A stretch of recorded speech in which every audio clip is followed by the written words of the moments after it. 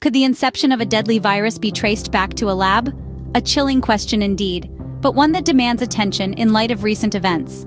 Our focus today, a new strain of coronavirus dubbed GX_P2V, developed by scientists in China.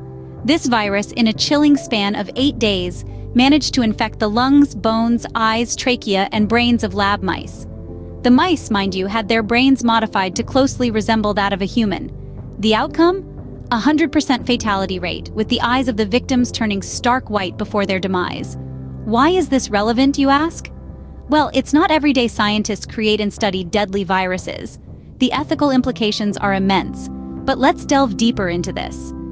We have an excerpt from an interview with Dr. Jane Goodall, a renowned expert in virology, who says, "This is a very alarming development. Creating viruses in labs is a double-edged sword.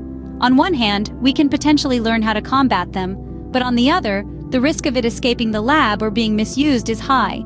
We need to tread carefully."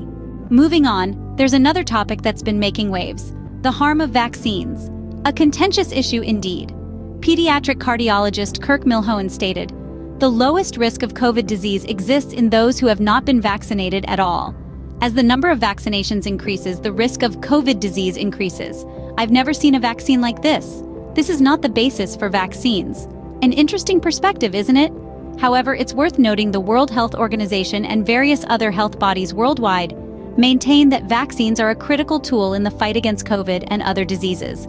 In conclusion, the creation of the GX_P2V virus in a Chinese lab poses a plethora of ethical and safety questions.